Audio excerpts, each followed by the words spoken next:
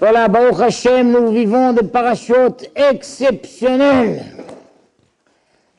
Alors, quand je prends ce livre en main, quelqu'un de loin me dit « C'est quoi ce livre que vous avez en main ?» Qu'est-ce que je réponds? C'est la Torah. La Torah. Et c'est quoi la Torah? Le mot Torah veut dire la loi, le livre de loi. Mais quelle loi? Comment? Alors, c'est qui a écrit la Torah? C'est Hachem. Hachem. Voilà. Et tout auteur qui écrit un livre, dans la préface, il présente son livre. Voici le livre, le thème de ce livre, tatati, tatata. Donc Hachem, qui a écrit la Torah, il doit nous présenter son livre. Et effectivement, dès le début, dans le Perek He, dès le début, une fois qu'on a parlé de la création de l'homme et tout, alors on commence, on rentre dans le livre, on rentre dans le livre. Et le passouk dit, Zé Sefer Toldot Adam. Ce livre que je vous présente et que vous allez maintenant consulter, ça, messieurs, dames, vous tenez entre les mains le livre Toldot Adam. Le Rav Rothenberg disait de l'évolution de l'homme. Ça, c'est le livre de l'évolution de l'humanité. Beyom, Bero Elohim Adam, le jour où Hachem a créé l'homme, Bidbout Elohim Asaoto, à l'image divine il l'a fait, Zachar Unekiva Beram, mâle et femelle il les a créés, Vaïbarer Odam il les a bénis, Vaïkra et Shemam Adam, il a appelé leur nom Adam, Beyom Hibaram, le jour où il les a créés. Voilà. Voilà, vous tenez entre les mains le livre de l'évolution humaine, que Hachem a créé l'homme, mâle et femelle, il les a appelés Adam, il les a bénis, et voilà. Et vous allez, à la lecture de ce livre, vous allez trouver tous les types de caractères qui existent, et vous allez suivre chacun dans son évolution. Pour certains, c'était une évolution positive, pour d'autres, c'était une évolution négative. Il y en a qui se sont élevés et il y en a qui se sont dégradés. Les 20 premières générations, c'était une grande dégringolade. Grande dégringolade. L'humanité, petit à petit, s'est vidée complètement de toute spiritualité. Quand on lit, le Rav Rothenberg nous disait comme ça, quand on lit les deux parachutes de Bereshit à Noir, 20 générations, on sent dans quel vide spirituel se trouvait l'humanité. Incroyable. Des fois, ça arrive aussi. Des fois, tu vas dans des quartiers, tu vas dans des quartiers, tu aurais un vide spirituel. Là, par exemple, tu rentres ici, un plein spirituel. Moi, j'adore venir ici, à Yeshua Joseph. Dès qu'on rentre, un plein spirituel, un débordement spirituel. D'autres endroits, c'est Shalom, je ne veux pas dire, un vide spirituel. Moi, je vais, par exemple, le vendredi, j'ai un cours à Tel Aviv. Donc, je traverse un boulevard qui s'appelle boulevard Rothschild. Chaque fois que je rentre dans ce boulevard Rothschild, les gens tatoués, affalés sur la pelouse avec leurs chiens, avec leurs trucs. J'ai une restreinte. Dans quel vide spirituel je suis tombé. Alors, j'espère en sortir le plus vite possible, mais quand en plus il y a des embouteillages, oh là là, c'est long, c'est long.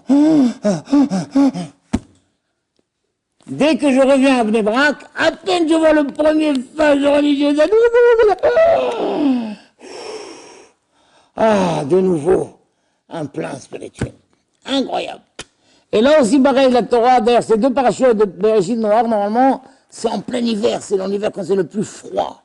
C'est des parachutes gelés, froids. À partir d'Abraham Avinu, une nouvelle chaleur vient. Dès qu'on a commencé une nouvelle chaleur vient, et tu vois les parachutes, Abraham, l'air, tu découvres ces personnages. Alors, dans l'analyse de ces 20 générations, la Torah a choisi de nous raconter certains événements. Sur 20 générations, tu imagines qu'il y a des dizaines d'événements, mais la Torah, elle raconte des événements qui marquent, qui sont Torah, justement, c'est des lois, des événements qui font loi, qui font école, qui font loi, et que tu peux retrouver tout au long de l'histoire. 4 événements. La Torah nous raconte dans ces 4 événements. Alors, à toi le beau gosse là, quel est le premier événement que la Torah nous raconte? Après la création du monde, quel est le premier événement? L'incident, premier événement. Hein? Baisse ta main, je ne vois pas. Quelle est la première histoire que la Torah nous raconte? C'est Adam et Hava. Bravo! Adam et Hava. Ils ont mangé le fruit interdit. Hachem dit, voilà. Comment ils ont réagi quand Hachem il a dit à Adam, pourquoi t'as mangé le fruit interdit? Qu'est-ce qu'il a dit? Il a rejeté la faute sur sa femme. Bon, c'est pas moi j'ai le fait, c'est ma femme. La femme. Pourquoi t'as mangé le fruit interdit? C'est pas moi, j'ai le fait, c'est le cerveau. Première étape de la dégringolade d'un homme, le refus de responsabilité. C'est pas moi, je pas vu, je rien. Pourquoi t'as ramassé le café? Je sais pas, il m'a poussé. Mais qui t'a poussé? Il m'a poussé, c'est pas moi. Pourquoi t'es pas venu au rendez-vous? Eh, ma femme, elle a oublié de me reprendre, rien. Et pourquoi t'as pas fait ça? Ah, il y a à cause de mes parents. C'est jamais à cause de moi. Hein. Refus total de responsabilité. Et ça, tu le retrouves tout au long de l'histoire. Aujourd'hui encore, tu peux trouver encore des gens qui disent, ah, mais moi, c'est la faute à Macron, c'est la faute à Bédiou, c'est la faute à moi. J'ai rien fait, c'est pas moi, j'en ai marre, j'ai rien fait, moi. Mais si, c'est toi qui as fait, non, c'est pas moi. Ça, c'est le premier. Vous reconnaissez un peu ces scénarios, non? Ça vous arrive des fois? C'est pas moi. Deuxième, à toi, beau gosse. Il n'y a que des beaux gosses dans cette yeshiva, c'est une folie. Vous les choisissez en fonction de ça, non? Quel est le deuxième événement que la Torah nous raconte? Hein? Plus fort. Avant ça, Caïn. Bravo!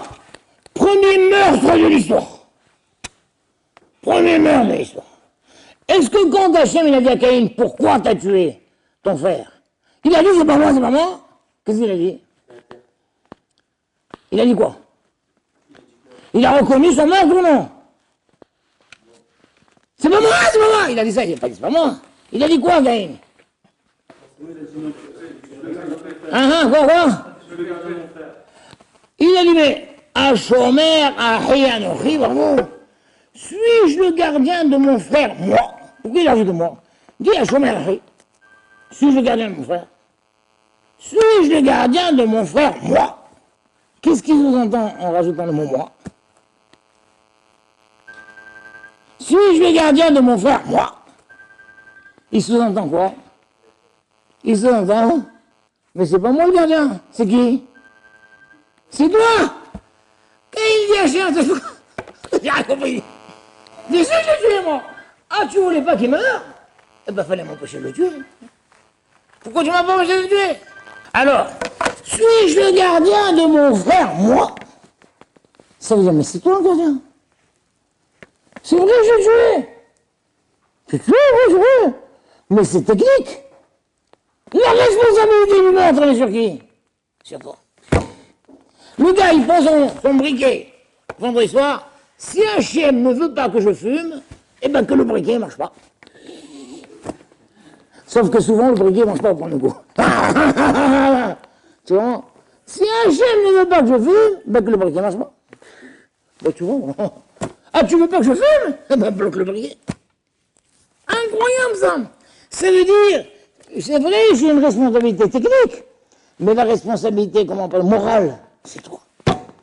C'est d'aller tellement loin. Vous savez qu'à l'époque du déluge, après toute cette époque, c'était tous des mamzerim. Tous des mamzerim. Il n'y avait pas un enfant caché dans cette affaire-là. Que des mamzerim. Le gars, qu'est-ce qu'il disait? Hein, Hachem, tu n'aimes pas les mamzerim? Eh ben, fais qu'elle tombe pas enceinte. Lui, il va avec une femme mariée. Mais c'est pas moi qui l'ai mis enceinte, ça c'est toi. On est compte comme c'est fort, ça. Et on voit, vous savez combien de temps a duré un rachis que j'ai découvert cette année, Raph? Combien de temps a duré le déluge? 40 jours et 40 nuits. Ça correspond à quoi, 40 jours et 40 nuits? Hein? Rachid dit là-bas, Hachem dit, vous m'avez fatigué à façonner des enfants mamzerim pendant 40 jours. C'est le kiff d'Hachem. Un homme se marie avec une femme, de Gdusha, Tahara, et tout, Elle est enceinte, pendant 40 jours, Hachem il kiffe. Il dit, celui-là, oh là là, que je vais aller, je lui fais 2 petites fossettes ici, allez, je mets un petit micro, voilà là, allez, je vais lui donner les yeux de son grand-père, il va être content le grand-père, et 2 petites oreilles. 40 jours, Hachem il façonne le bébé. Et on a des petites joues, ça veut dire, il façonne le bébé pendant 40 jours, Hachem. Mais quand c'est les mamzerim, vous m'avez forcé, tu as raison, bon, je veux pas les mamzerim. Mais c'est les lois de la nature. Tu as arrêté quand tu es enceinte, et donc tu me forces à façonner un mamzer. Pendant 40 jours, vous savez ce que j'ai souffert, combien c'était dur pour moi, combien vous m'avez fatigué. Eh bien maintenant vous allez le payer. Pendant 40 jours, vous allez souffrir. De là on voit que les gens, ils ne sont pas morts tout de suite. Hachem, ils ont maintenu pendant 40 jours. 40 jours, ils ont souffert. Au bout de 40 jours, ils sont morts. Hachem a dit, voilà, je vous fais payer maintenant la souffrance que vous m'avez faite. Incroyable. C'est vrai, le bonhomme, il disait, c'est vrai, il est parti avec une femme mariée, alors.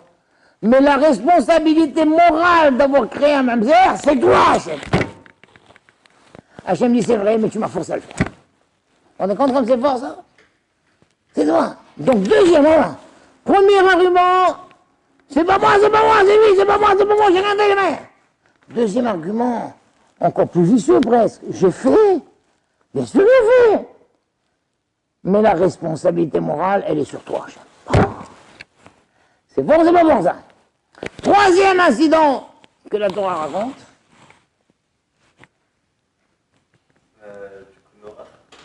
Le déluge, bravo. Le déluge. Alors, pourquoi le déluge est venu? On pourrait dire le déluge est venu à cause de toutes ces atrocités. Il n'y avait pas un enfant cachère, c'était le même zéro, même les animaux, c'était une horreur.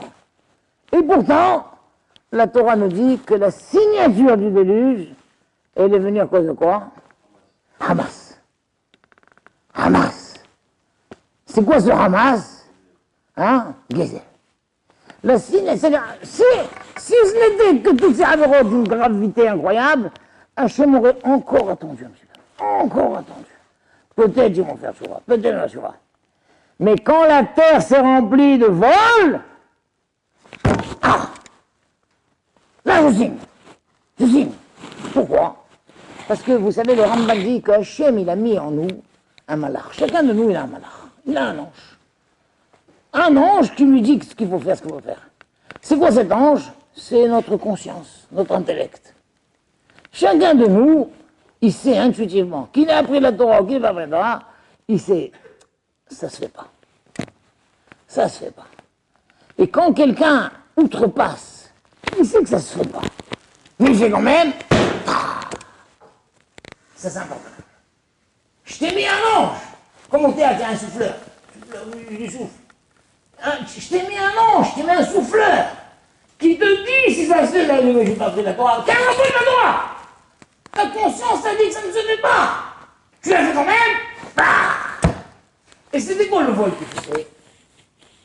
C'est que le type, il arrive au marché avec son sac de marchandises, il va vendre ses cacahuètes, il va vendre ses amandes, chacun vient, et il prend une cacahuète, une amande, un petit point, et son panier est tout. Police! Quoi? Ils m'ont volé le marchandise! Oui, bien sûr qu'ils l'ont volé. Ben, tous! Ah ben non. On va pas tous être pris. Pourquoi? Parce que chacun il a trouvé moins que j'avais trop tard. Et alors, et chez Tiche aussi, c'est voler qui vole sa femme, sans que le mari sait. Ça se fait aussi de voler la femme d'un homme. Tu sais quoi? Là-bas aussi, le gars, il peut dire, c'était plus fort que moi. C'était une passion. C'est une passion. C'est plus fort que moi. Je n'ai pas dû me contrôler. Tu comprends? Pareil. Tu comprends? J'ai pas dû me contrôler. Les pulsions. Elles m'ont censuré. Fais tout. Mais là, quelle passion, quel truc! Tu as volé cyniquement en disant je vole. C'est pas moral ce que je fais, mais juridiquement, la justice ne peut rien. La justice ne peut rien contre moi. Hachem dit quoi? Comme ça tu sais que moralement c'est pas bien ce que fait. Moralement c'est pas bien, vous l'avez piqué. Oui, c'est vrai, c'est vrai. Mais on est couvert par la justice. Police, arrêtez-moi. Mettez-moi les menottes. Monsieur le policier, mettez-moi les menottes. Mais non, vous savez rien comprendre. Je suis couvert juridiquement. Il y a des gens encore comme ça qui savent ça. Ils font les plus grandes atrocités du monde, mais ils se débrouillent d'être que la loi peut rien faire. La loi n'a pas pris d'un article pour lui. Mais dites-moi, vous êtes un drôle de lycée de... Arrêtez-moi! Arrêtez-moi, police, arrêtez-moi! Comment? Donc avec ses droits, par exemple aujourd'hui, je ne sais pas, c'est combien? On va dire 10 shekels. 10 shekels! Aujourd'hui, t'as encore des gens qui rentrent dans les magasins. 10 shekels. Il va, il rentre. Et c'est du volant, par exemple, j'avais pas. Mais ça se fait, dis-moi, ça se fait. C'est vrai que je sais pas. Mais la loi peut rien comprendre. Donc avec ces trois arguments. 1. C'est pas moi, c'est pas moi, c'est pas moi. 2. C'est vrai que c'est moi. Mais la responsabilité morale, c'est Hachem. 3. C'est vrai que c'est moi. Et j'assume la responsabilité morale, mais je suis couvert par la loi. Avec ça, l'humanité s'est complètement dégradée. Et tout était permis. Il n'y avait plus de spiritualité, il n'y avait plus rien. Et forcément, ça a apporté le mal. Hachem dit, on détruit tout et on recommence. On détruit tout, on commence. Tu vois pas que ça recommence encore. Mais sous une autre forme cette fois-ci. Quel est l'événement que la Torah raconte, le quatrième événement qu'elle a raconté? Tour de Babel. La tour de Babel. Incroyable. Tour de Babel, la Torah représente ça. Une autre forme encore. Une autre forme. Que Veillou, voilà, Veillou, toute la terre était une seule langue. Il y avait une ardousse, ils ont dit on fait tchouva, c'est fini ce truc-là. Allez, on fait ensemble, tchouva, ou Dvarim Ahadim. Dvarim Ahadim, le même projet, ensemble, tous ensemble. Veillou, Binosam, Kedem, ils ont décidé de quitter Kedem, quitter l'Est, pour chercher un endroit dans le monde où toute l'humanité, ils n'étaient pas encore si nombreux à l'époque, peut vivre. Ils sont arrivés là-bas. Et quoi? Et Vayomrou, Isheleu. Chacun a dit à son ami. Rachid dit, Ouma les Ouma. Chaque peuple a dit, Mizraïm, les couches, les poudres, poudres de Canaan. Ils ont dit, c'est fini. Il n'y a plus de peuple, il n'y a plus d'individus, il y a l'humanité. L'humanité tous ensemble. Plus de responsabilité individuelle que la collectivité. Ils ont créé le communisme.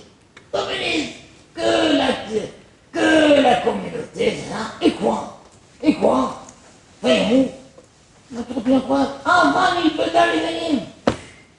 Faisons nous-mêmes nos briques. C'est jusqu'à présent, pour construire une maison, ils prenaient les rochers qui existaient. Un rocher l'un sur l'autre, un rocher sur l'autre. Ils ont dit, vous avez dit, on va prendre nous-mêmes notre destin là. On va fabriquer nos briques nous-mêmes. On n'utilise plus, on n'a plus besoin de doigts.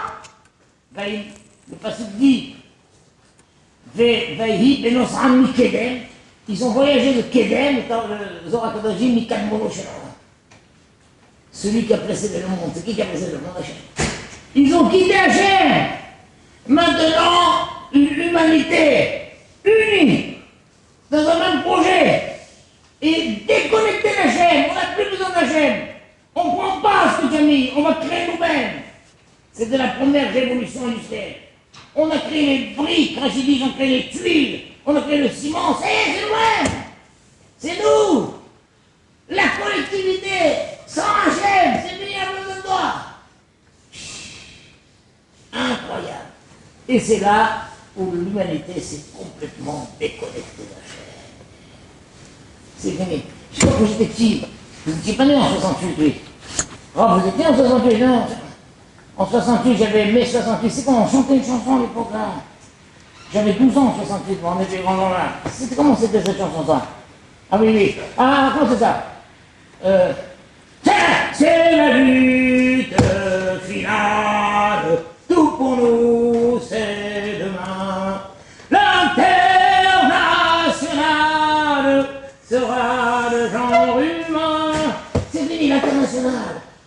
c'est le final, il n'y a plus d'hommes, il n'y a plus de nations, il n'y a plus de monde. C'est l'international, tout le monde ensemble, c'est fini. Il n'y a que responsabilité collective, l'individu n'est pas responsable, mais les autres. Incroyable ça. Plus de spiritualité, plus de relation avec Dieu. C'est dommage. Comme l'autre disait Marx, qui disait, la religion, c'est l'opium du peuple. Ça veut dire le peuple. Tu veux lui donner un peu de l'endormir, une drogue et tout. Donne-leur un peu de religion. Un peu rien. Mais c'est évident, la religion, c'est pas juste pour les endormir. Tu comprends? Eux, ils ont dit, c'est fini. Plus de religion, plus de spiritualité. C'est fini. Et comme ça, l'humanité a continué. Et tout ça, c'était dans le programme. Parce que, avant, ils disent que la création, c'est 6 000 ans. 2000 ans de taureau. 2000 ans de marasme. 2000 ans de Torah. Et 2000 ans de Mashiach. Quand on commençait les 2000 ans de Torah, avec Abraham. Mais Abraham Avinu, il est né, il aurait dû naître en l'an 2000. Mais il n'est pas né en l'an 2000, Abraham Avinu, il est né en quelle année? 1948. Abraham Avinu, il a connu les 52 dernières années du taureau. Hachem a voulu qu'il voit le taureau. Il a vu, mais c'est quoi ça? C'est quoi ça? C'est quoi ça? Et Abraham Avinu, il a fait un bond. On l'appelait Abraham à Ivry. Ça fait quoi Abraham à Ivry? L'hébreu. Ivry, celui qui passe. Celui qui va de l'autre côté. Abraham Avinu, il a quitté l'humanité et paf!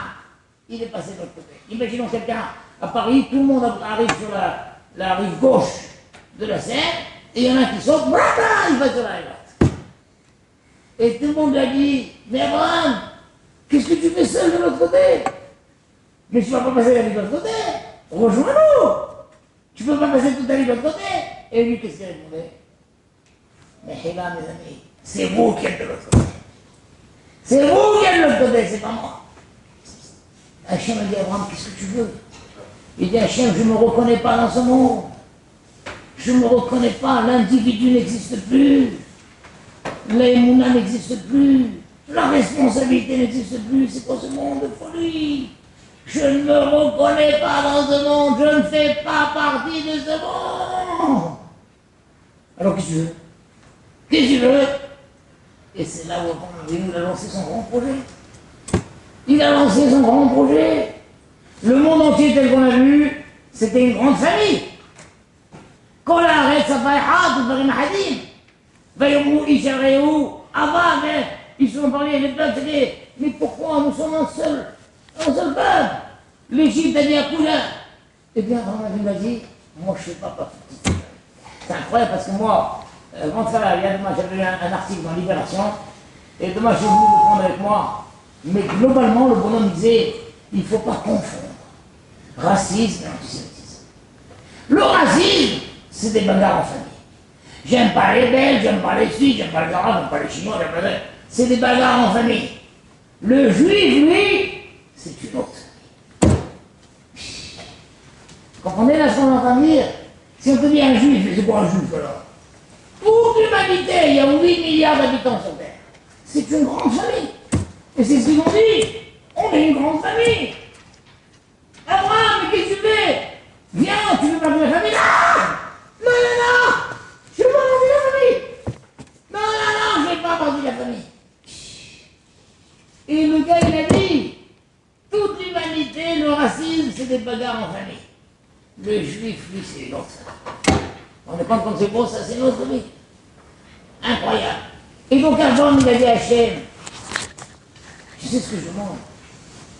De même que toi, il y avait la première chaîne des générations. Adam Rishon, ta. Chaque génération est marqué son passage sur Terre. Première génération, deuxième génération. On dit que voilà, ça c'est la génération, l'invention de la pneumatique.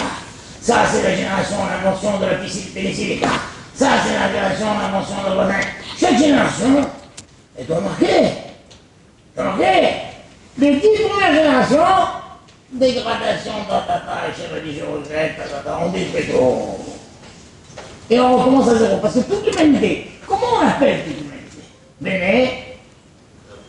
Béné noir, on ne s'appelle pas Béné Adam. On devrait appeler Béné Adam, non? Parce que l'humanité, c'est fini, Béné Adam, c'est fini. L'humanité a recommencé avec Noir.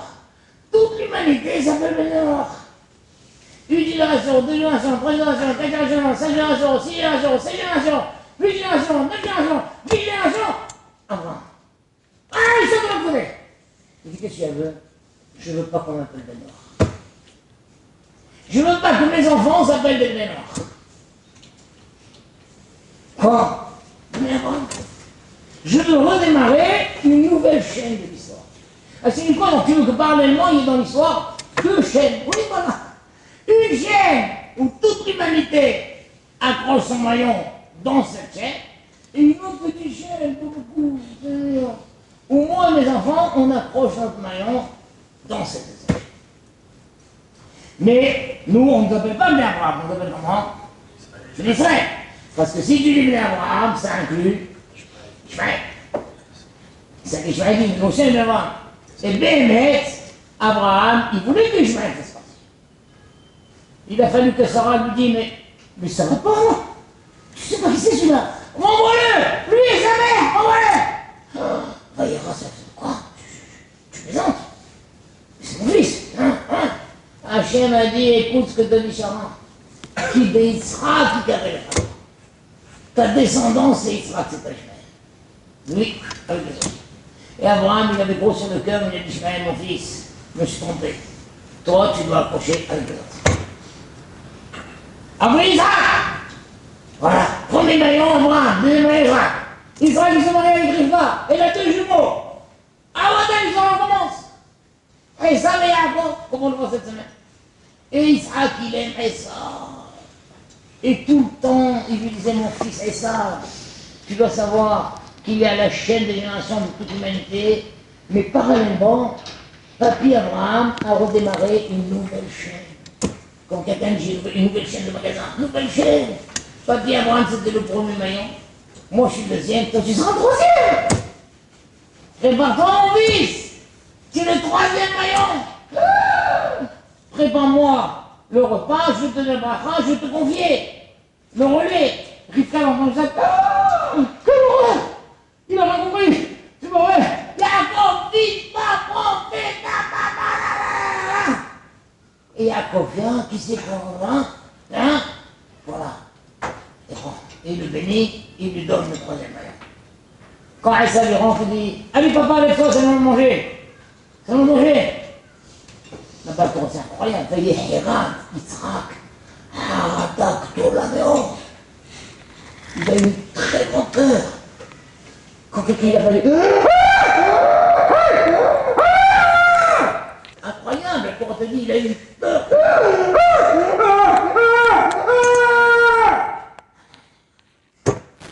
Très grande peur, Israël. Incroyable, ça fait ce quoi-là. Il a compris qu'il a failli. Il a failli donner le maillon, celui-là. Incroyable.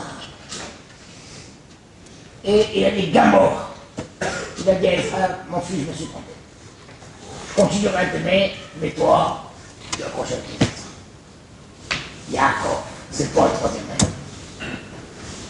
Mais Yaakov, il a dû se battre avec l'ange de Esav. Et l'ange de Esav a dit, tu t'appelleras plus Yaakov, tu t'appelles Israël. Et depuis ce temps-là, et c'est lui qui a mérité de mettre les 12 tribus.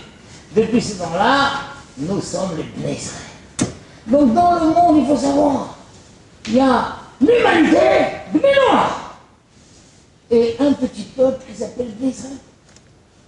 Même si quelqu'un fait le Néder, par exemple, il fait le Néder, qui ne veut pas profiter d'aucun Ben Noach dans le monde. Il ne veut pas profiter. Allô, honte de fausse, bon là. Mais il ne peut pas profiter. Il ne peut pas profiter d'Ishmaël, mais il peut profiter d'un juif. Un juif dit, monsieur, je peux vous aider à prendre votre valise? Non, j'ai pas le vœu de profiter de personne. Mais votre vœu concerne qui? Tous les Bnei Noach. Non, mais moi, je suis un Ben Israël. Je ne suis pas inclus dans votre vœu. Ah oui? On n'imagine enfants, on n'imagine pas. 8 milliards de gens, c'est des blés noirs tous. Nous, on n'est pas des blés noirs. C'est pas qu'on est une religion différente des autres, on n'est pas en Indo-Samu. Notre chaîne, elle est à côté. Elle est à côté. C'est-à-dire, chacun de nous doit tout, dans le même écoute, tout le monde. Un enfant qui naît, il est la main fermée, c'est le nom. Il est la main. Et quand quelqu'un meurt, dans son dernier souffle, il ouvre la main. Moi, je m'en rappelle encore, j'ai veillé plusieurs fois dans le monde des gens, mais une fois, j'ai veillé une femme, il y avait son mari qui était tout. Elle a fait le dernier souffle, mais elle a gardé la main fermée comme ça. Et le mari me dit, hein, voilà, pour ouvrir la main. 10 secondes après, elle a refait encore le dernier souffle. Et là, dans le dernier souffle, normalement, quelqu'un ouvre. Et bien ici, s'il était trop contracté qu'il n'a pas ouvert la main, il appelle alors, oui, moi je suis à côté de mon qu'est-ce que vous faire avec tout? La première chose qu'on lui dit, est-ce que la main est ouverte? Non. Bah ouvrez la main. Ah, j'ose pas. Ah ben non, j'ose pas. Ayez le courage, ouvrez-lui la main. Pendant que le corps est chaud, ouvrez la main. Incroyable. La Torah est notre peut-être que quelqu'un ouvre.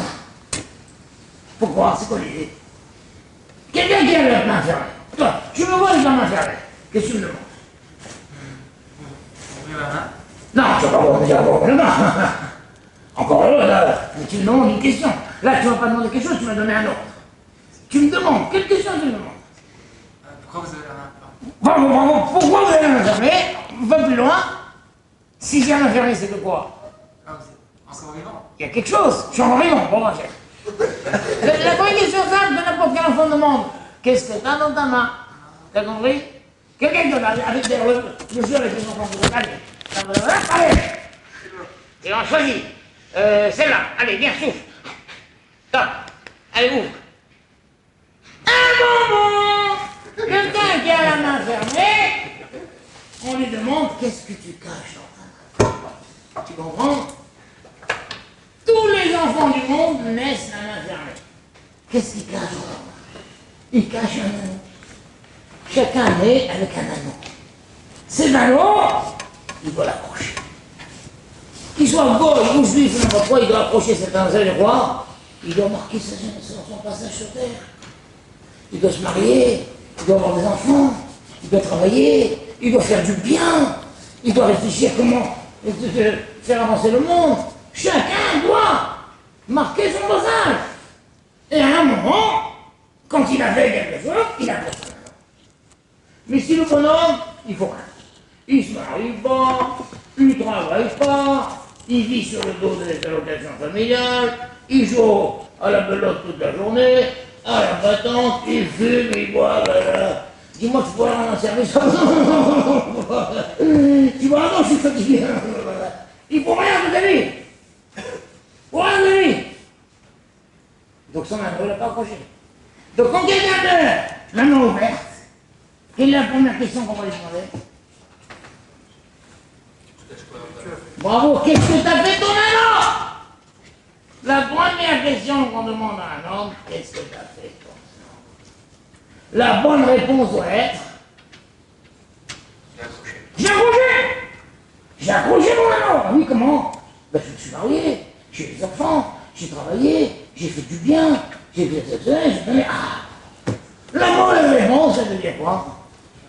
J'ai jeté. J'en ai rien fait, j'ai mis au fond d'un tiroir. J'ai jeté au fond de la mer. J'ai rien fait, mon anneau. Oh! On va rien me demander. Mais la réponse juive, ça ne suffit pas de dire j'ai accroché mon anneau.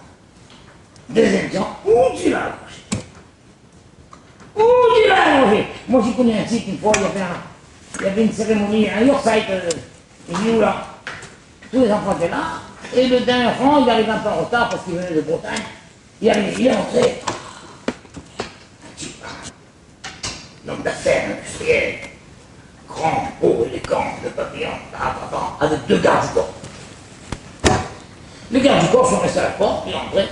On a fait le Kaddish, là, Ashkabat, Vartora, tout. Après arrive le moment là, les Souda, voilà.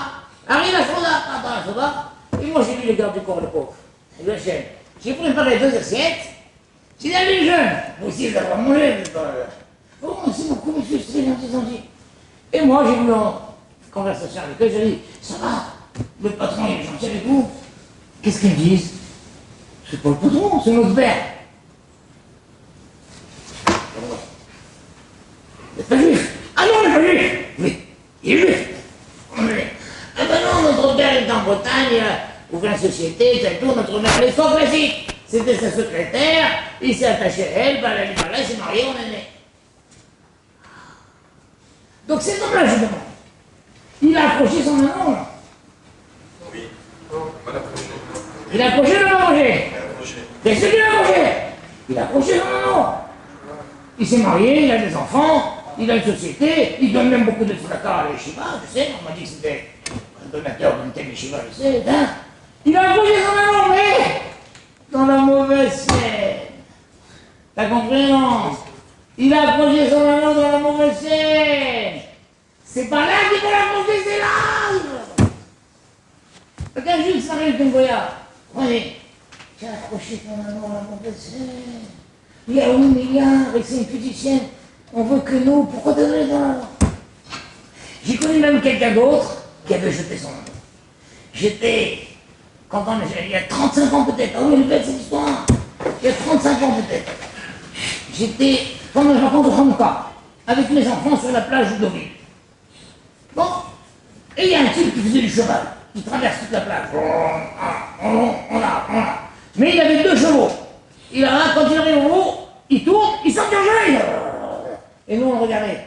Il va sauter, il va sauter, il va sauter, il va sauter. Il va sauter, il va sauter, il va sauter, il va sauter. On laisse cette pauvre là. À un moment, il nous aperçoit. Il nous aperçoit exactement. Il n'était pas méchant, vous. Il s'arrête là. Des juifs à Levine, qu'est-ce que vous faites là? Oh, j'étais pas sûr. Je lui dis, ben c'est les vacances scolaires. Il me dit, non, c'est pas les vacances scolaires. Vous avez raison. Mais nous sommes des juifs religieux, nous prenons nos vacances scolaires en fonction des fêtes juives. Fêtes juives, quelle fête juive c'est? Je vous crois sur celui-là. J'ai dit, bon, ça s'appelle Hanouka. Quand je lis ça s'appelle Hanouka, il blêmit, verdit, pas mémorie. C'est Hanouka. Et je ne le savais pas. Je suis tombé si bas. En fait, il était juif. Et lui, il croyait qu'il avait encore gardé le contact un peu avec son peuple. Et là, il réalise que c'était Hanouka. Il n'a même pas su que c'est Hanouka. Je suis tombé si bas. Quand il a dit je suis tombé si bas, il venait de réaliser quoi par rapport à son maman? Qu'il avait jeté la mort. Qu'il avait perdu la mort. Mais tranquille, il était au fond, hé, t'as comment t'en fous, tu te maries? Ah bon, j'ai le temps. Dis-moi, quand est-ce que j'ai quand même un petit peu? Ah bon, j'ai le temps. Il y a plein qui gardent leur attente, j'ai le temps. Mais quand tu vas l'accrocher ton maman, on a le temps. Je suis jeune, c'est bon, t'accrocheras, t'inquiète pas. Et puis un jour, il réalise que...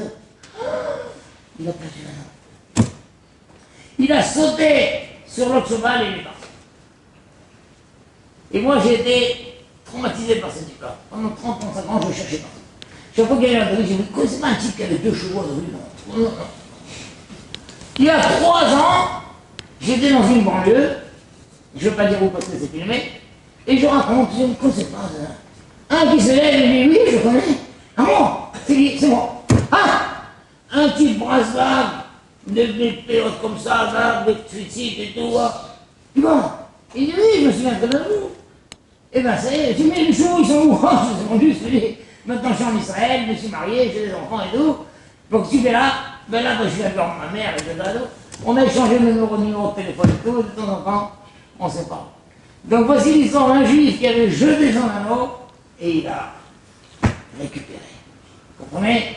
Mais l'essentiel, quand on quitte ce monde, qu'as-tu fait de ton anneau? Il faut être capable de dire, j'ai donné un sens à ma vie, j'étais un bon juif, j'ai pas jeté mon anneau, j'ai pas trahi mon peuple, j'ai pas accroché avec les autres, je l'ai accroché à la chaîne de la Parmesan, à la chaîne de Pessah. Voilà, c'est ce que je vous souhaite à tous les juifs. Et ceux qui l'auront accroché peut-être, qu'ils le décrochent, qu'ils le décrochent et qu'ils le remettent. Vous savez pourquoi leur enfant il a 2 Mais demain fermé, peut-être qu'en fait il a 2 anneaux. Deuxième chance. Ce type-là qui est accroché là-bas, allez maintenant peut-être, marie-toi avec une autre, je sais pas. En tout cas voilà, c'est ça ce que c'est un juif. Mais c'est quoi un juif? C'est un gens? Non. Un juif, c'est une famille à part, qui a une propre chaîne de l'histoire, et on doit accrocher notre anneau dans la chaîne des juifs, spécifiquement. Voilà, bracha de la